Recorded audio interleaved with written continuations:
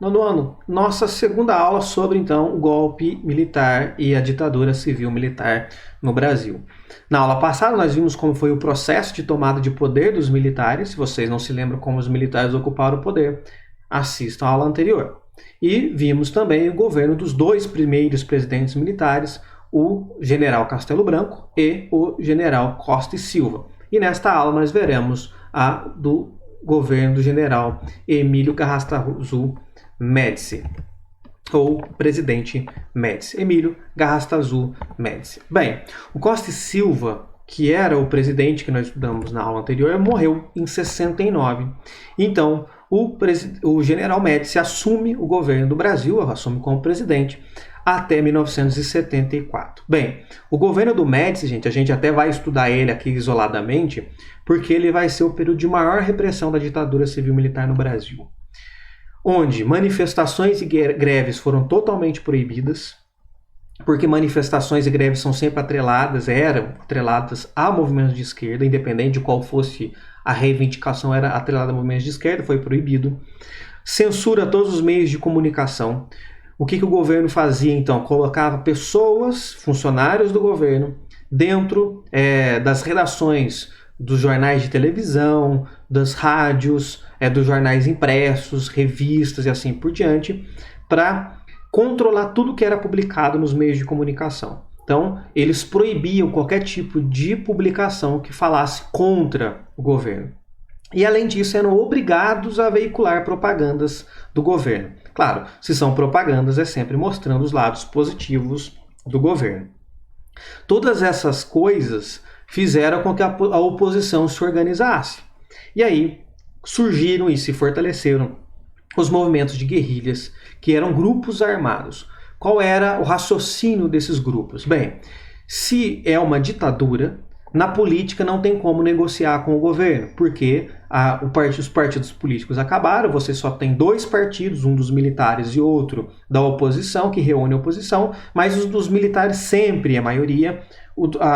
Na política, o grupo dos militares sempre está mais forte, portanto é impossível fazer negociações políticas.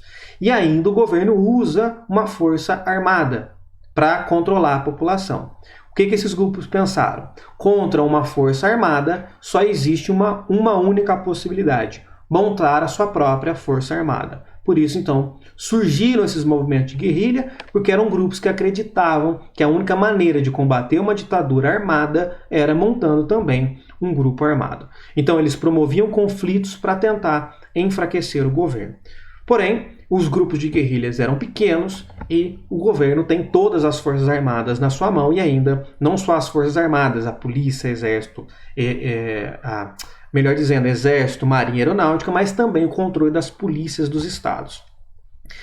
Uma das guerrilhas, grupos mais conhecidos, vai ser a Guerrilha do Araguaia, que foi organizada por militantes do Partido Comunista do Brasil, o PCdoB, que era um grupo dissidente, ou seja, um grupo que se separou do Partido Comunista Brasileiro, o PCB, porque o Partido Comunista Brasileiro tinha aqueles que eram a favor da guerrilha armada e aqueles que eram contra a guerrilha armada. Os que eram a favor da guerrilha armada se separaram do partido e montaram então o PCdoB, o Partido Comunista do Brasil, tá? Que depois vai se tornar clandestino. Para isso, vai então fortalecer o sistema de informação do governo. O governo precisava de obter informações desses grupos, que, claro, não ficavam às vistas, ficavam escondidos, para tentar combater, tá certo? Entre 73 e 74, então, foi enviado 2 operações para combater esses grupos de guerrilha, e aí, em 74, diante de um grande massacre, esse grupo foi abafado, tá certo? Os líderes foram assassinados e alguns foram presos. E tivemos um grande número de mortes nesse movimento e pessoas que desapareceram, que até hoje não se sabe o que aconteceu com elas. E aqui vem um ponto importante, gente. Quando nós comparamos a ditadura do Brasil com as outras da América do Sul, nós vamos ver que em números oficiais, o número de mortos da ditadura brasileira foi muito menor que a dos outros. Há países, por exemplo, Chile, Argentina, que chegou na casa de 30 mil mortos. E no Brasil, oficialmente, contabiliza-se 400 e poucas mortes. Acontece que no Brasil se adotou uma técnica diferente desses outros países. No Brasil, eles desapareciam com o corpo, desaparecia com a pessoa. Por que essa tática fez com que mascarasse então o número de mortos? Porque uma pessoa que estava desaparecida não dava para afirmar que ela estava morta. Portanto, se não encontrasse o corpo, não encontrasse os restos mortais, não dava para afirmar que aquela pessoa havia morrido. Portanto, ela não entra no número oficial de mortos. Tá certo? Aquele número oficial de mortes é de pessoas que há prova de que morreram, que há o corpo, há restos mortais. Bem, mas os militares no Brasil adotaram técnicas que conseguiam desaparecer completamente com os restos mortais. Então não tinha como comprovar que aquela pessoa havia morrido. Claro que aí, com o passar do tempo, esses desaparecidos nunca apareceram. Nunca apareceram. E aí, claro que qualquer pessoa inteligente vai deduzir que essas pessoas, se não apareceram, e elas eram alvos do governo, porque há fichas de investigação sobre elas e elas desapareceram. E passaram-se muitos anos, elas nunca mais apareceram. Inclusive, acabou a ditadura e elas continuaram desaparecidas. Evidentemente que nós podemos deduzir que elas morreram. Então, embora o número de mortos oficiais seja baixo, nós sabemos que o número ele é muito pequeno, porque eles adotaram essa técnica de desaparecimento e para não entrar na contagem dos oficiais. Se nós somarmos então os desaparecidos com os números de mortes oficiais, vai chegar na casa que esses outros países chegaram também, até porque nós tínhamos uma população muito maior do que os nossos vizinhos. Então facilmente chegaria aí na casa de 30 mil pessoas, se somássemos então os desaparecidos com os que foram mortos oficialmente pelo governo militar, tá certo? Então é uma questão de estratégia. Então, isso é um dado histórico, então você vê, mas é que no Brasil a ditadura militar matou muito menos que os outros países. Isso oficialmente, porque adotaram uma técnica diferente, tá certo? O que para a família era muito pior, porque para a família, quando sabia que um indivíduo havia morrido, você já sabe o que aconteceu. Agora, quando era desaparecido, você ainda ficava naquela dúvida. Será que desapareceu? Será que morreu? Será que está preso? Será que foi exilado? Há ainda aquela esperança de que um dia a pessoa volte, mas nunca mais voltava para casa, tá certo? E aí, o governo, então, para conseguir controlar essa oposição, e essa oposição que viu o massacre que aconteceu lá na Guerrilha do Araguaia, perceberam que não podia dar bobeira com o governo brasileiro, que eles tinham que ser mais organizados. E se a oposição se organiza, o governo também precisa se organizar para conseguir pegá-los. E aí isso exigiu mais do governo. E aí o governo criou, então, a famosa Operação Bandeirantes, ou a OBAN, no ano de 69. Ela foi comandada pelo Sérgio Paranhos Fleury, que era o chefe da Polícia Civil do Estado de São Paulo. Qual era o objetivo da Operação Bandeirantes? Eram vários, mas basicamente integrava os órgãos de espionagem das Forças Armadas, ou seja, do Exército e Marinha Aeronáutica, com a inteligência e espionagem das polícias. Todos esses órgãos, gente, o Exército, Marinha e Aeronáutica e as polícias civis e militares, dentro delas, têm seus órgãos de inteligência, que são basicamente órgãos de espionagem. Nós chamamos hoje de órgãos de inteligência, mas basicamente são órgãos de espionagem. Só que são órgãos independentes. O que a Operação Bandeirantes vai fazer? Vai integrar num único lugar as inteligências das Forças Armadas e das polícias também. Então, aqueles grupos de espionagem que eram separados agora estão todos integrados, porque aí facilita obter informações e acelera o processo para obter essas informações. E a OBAN também vai agregar outros órgãos que eram subordinados a elas. Então, por exemplo, foi criado o Serviço Nacional de Informações, a SNI, que basicamente era um órgão de espionagem, só que esse órgão de espionagem era para espionar os próprios brasileiros, os próprios cidadãos brasileiros. Então, por exemplo, todos os países têm sua agência de inteligência para obter informações. Então, por exemplo, hoje nós temos a BIM. Para quem assiste filme americano, os Estados Unidos têm lá a CIA. Então, são órgãos de inteligência que, claro, cuidam da estratégia do país, de defesa do país, mas é basicamente para obter informações sobre país estrangeiro, de outros países, não dos seus próprios cidadãos. O Serviço Nacional de Informações era para obter levantamento de informações dos próprios brasileiros e tentar identificar aqueles que eram favoráveis e aqueles que eram contra o governo. Os que eram contra o governo, claro, para serem perseguidos depois. Esse órgão era subordinado ao governo federal, então ligado diretamente ao presidente da República. Havia também os departamentos de ordem política e social. Então esse órgão é basicamente para levantar aqueles que iam contra, entre aspas, a ordem política e social. Então, portanto, há um líder de greve, um líder de manifestação, pessoa que era membro de um partido de oposição. Essa pessoa estava agindo contra a ordem política e social. Portanto, esse departamento era justamente para identificar essas pessoas e prendê-las. Havia também o Comando de Operações de Defesa Interna, que era o COD. Então, o Departamento de Ordem Política e Social era o DOPS. O Comando de Operações de Defesa Interna era o CODIG. Então, basicamente, esse grupo é o grupo policial. É esse que vai, a partir das informações levantadas, buscar essas pessoas para prendê-las e tentar também obter mais informações.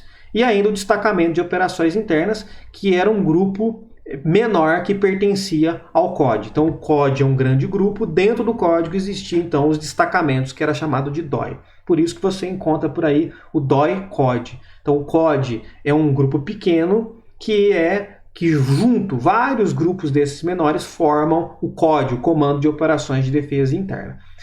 Que basicamente, gente, eram militares ou policiais civis que prendiam pessoas. Lembrando que nós estamos numa ditadura, não precisa de mandado judicial, não precisa de um motivo para prender, basta ser suspeito.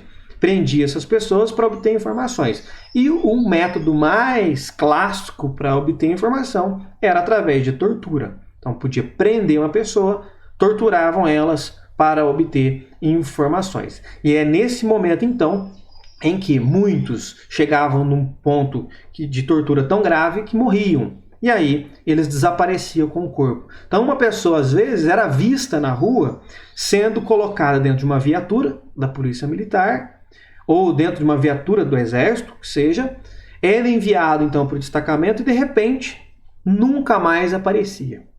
Então, não precisa ser muito inteligente. Se essa pessoa foi publicamente vista sendo presa, levado para o Destacamento de Operações Internas, levado para o DOI, levado para o DOI-COD, e essa pessoa nunca mais voltou para casa, é porque alguma coisa aconteceu aí. E, como não tinha os restos mortais, falava-se que essa pessoa foi desaparecida. Então, o que os órgãos oficiais vão dizer? Ah, essa pessoa fugiu, ela foi exilada. Então, vai criar essas justificativas. E que no final das contas depois a gente vai chegar à conclusão que ninguém fugiu, essas pessoas tiveram seus corpos desaparecidos. Em alguns casos, essas pessoas morriam, mas encontravam seus corpos e era contabilizada.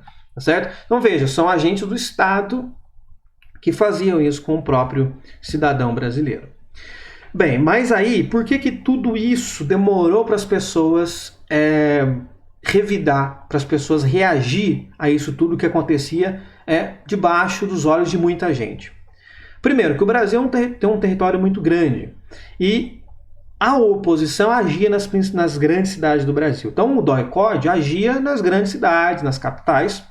Já no interior do Brasil, gente, isso ninguém percebia nada, ninguém via isso, tampouco ficava sabendo. Justamente porque o único meio que você tinha para obter notícia, televisão, rádios, jornais impressos, todos eram controlados pelo governo. Portanto, aqui no interior, na região que nós vivemos, essas notícias praticamente não chegavam, porque os jornais eram censurados. E nós não tínhamos outros meios, como nós temos hoje, WhatsApp, redes sociais, para chegar a essas informações. Então, como eram poucos os veículos de comunicação, o governo conseguia ter um controle total deles, de forma que as pessoas nem ficavam sabendo disso tudo. Então, essa repressão que a ditadura montou, ela era pouco conhecida entre a maioria das pessoas. Por isso que nós vemos até hoje muitas pessoas de mais idade falar assim: eu vivi aquela época e não é nada disso que os seus professores ensinam na escola, porque é tudo mentira, porque eu vivi e não vi. É claro que ele não viu. Se ele morava em Pouso Alegre, se ele morava em Congonhal, evidentemente que ele não viu esse tipo de coisa, porque isso acontecia nos grandes centros. E tudo isso, claro, que nós temos informações hoje é baseado em documentação, existem documentos que demonstram tudo isso, tá certo? Então é claro que aqui pode falar, não, porque foi uma maravilha, porque é um espetáculo, por quê? Porque você não via o lado ruim, já que o lado ruim era proibido de ser noticiado, tá certo? Justamente por conta da censura à imprensa, as pessoas não chegavam a receber. E por outro lado, o que elas recebiam dos meios de comunicação? Uma ampla divulgação de propaganda oficial. Ou seja, além de não mostrar a repressão, as prisões, as torturas, as mortes, chegavam boas notícias para os brasileiros do interior, tá certo? E, claro, das grandes cidades também. Mas, gente, a família que perdeu alguém, essa, né, não adianta você fazer boa propaganda para ela que não vai resolver absolutamente nada. É o mesmo que acontece nos dias de hoje. Muitas pessoas negam, por exemplo, a questão do Covid-19, que não é tudo isso, que muitos números são mentirosos e tudo mais. Tá, mas vai falar isso para alguém que perdeu alguém com essa doença. Essa pessoa não vai acreditar nessas propagandas porque perdeu alguém dentro da sua casa. Tá certo? Infelizmente, muitos não acreditam só quando perde alguém próximo. E era basicamente isso que acontecia naquele momento. Quem perdeu alguém por conta da repressão, não adianta você vir com propaganda que não vai funcionar.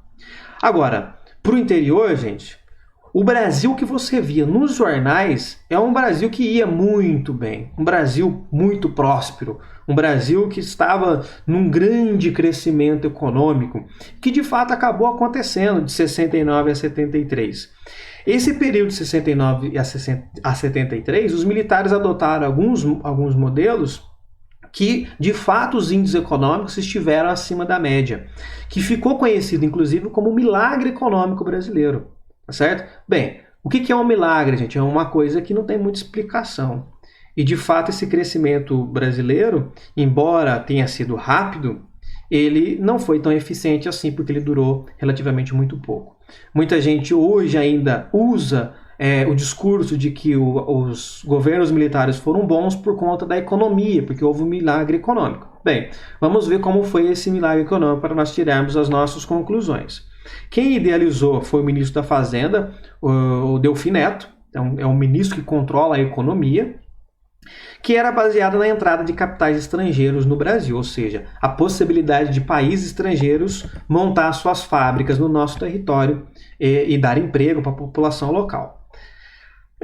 E foram aplicados em vários ramos da indústria, então, em bens duráveis, bens de consumo, enfim, vários setores da indústria tiveram a possibilidade da instalação de empresas estrangeiras aqui. Bem, por que era vantajoso essas indústrias se instalarem no Brasil? Porque nós temos duas coisas que é muito vantajosas para quem está montando uma fábrica. Nós temos matéria-prima e mão de obra muito barata. Isso faz com que as mercadorias tenham um baixo custo, porque a produção fica barata. Para se fazer um produto, eu preciso de matéria-prima e mão de obra. Se essas duas coisas são baratas, é claro que o meu produto fica mais barato, consequentemente ele fica mais atrativo e eu consigo vender mais e consigo lucrar muito mais. Boa parte dessa produção ela vai ser consumida pela classe alta e média do Brasil, que está com seus salários em crescimento. Então, para a classe média e alta, gente, espetáculo, maravilha o período. Não é à toa que eles apoiam esse movimento, tá certo? Apoiaram o movimento e continuam apoiando esse movimento. Porque foram beneficiados por empréstimos do governo. Então, essa classe alta e classe média é justamente o dono de redes de mercado, de pequenas fábricas, de setor de transporte, pessoas que são donas de alguma coisa, tá certo? Outra parte do produto era exportada e aí esse lucro vai para as multinacionais. O lucro da exportação, evidentemente, vai para a empresa. O auge desse período do milagre econômico vai ser 73 e aí, porque vai ser um período em que o produto interno bruto, nosso PIB, que então é a medição de todas as riquezas produzidas num país durante um ano, chegou próximo a 14%. Isso é um número muito grande. E se comparado com 64, o ano que os militares ocuparam o poder, em 64 o Brasil cresceu 3%. Em 73 o Brasil cresceu 14%. Hoje o Brasil cresce lá 0 ponto alguma coisa, 1 ponto alguma coisa. Nosso crescimento está muito baixo nos dias de hoje. Porém, o que os jornais da época não divulgavam, dois problemas importantes e que fizeram com que esse milagre não durasse por muito tempo. O primeiro, que grande parte do lucro ia para os donos das fábricas, evidentemente. Não retornava para o Brasil. Então vejam, se o grande lucro, qual que é a vantagem de você ter fábrica? É gerar lucro. Se esse lucro vai embora, isso não contribui para o desenvolvimento econômico do nosso país. Por quê? O lucro, o dinheiro que se lucrou com aquilo, está indo embora. Não está ficando aqui. Então não tem como utilizar esse dinheiro porque ele está indo embora. E um outro problema é que a classe trabalhadora, que é a maior parte da população, aquela que estava trabalhando nas fábricas, estava mais empobrecida do que antes. Se de 64 a 73 a classe alta e a classe média no Brasil enriqueceu, a maior parte da população, a classe trabalhadora, empobreceu. Porque eles tinham baixos salários e eram extremamente desvalorizados, que impossibilitava essa classe trabalhadora de consumir. Agora, vejam bem, a maior parte da população não consegue comprar nem o básico para sobreviver. Quando vão no mercado, o seu salário não é suficiente para comprar todos os produtos que eles precisam. Eles tinham que escolher quais produtos iam comprar porque o dinheiro não era suficiente. Aí vejam bem, uma coisa está relacionada à outra, gente. Por quê? Se o trabalhador não consegue comprar no mercado, o mercado não compra da fábrica, a fábrica é obrigada a diminuir a produção e ao diminuir a produção ela demite as pessoas, ela manda gente embora. Essas pessoas que estão desempregadas não conseguem consumir mais ainda, o que faz esse ciclo então ficar cada vez mais forte. Mais desempregados e menos pessoas podendo comprar, que faz com que gera novas demissões. Então é um ciclo que leva a uma grande crise, uma ruína muito grande. Então aquele milagre que, em termos de número, parecia ser muito próximo, ele era insustentável. E aí, depois de 73, a coisa começou a ficar cada vez mais complicada. E o que vai agravar ainda mais, e que nós vamos ficar décadas passando por esse problema, é que, além de ter um grande desemprego, um grande número de pessoas desempregadas, nós vamos ter uma grande inflação. Ou seja, o produto está com um preço muito alto. Os produtos estão com preços exagerados, o que faz com que as pessoas, além de não ter nem dinheiro porque estão desempregados, o pouquinho de dinheiro que tem não consegue comprar praticamente nada, porque está tudo muito, muito caro. Tá certo?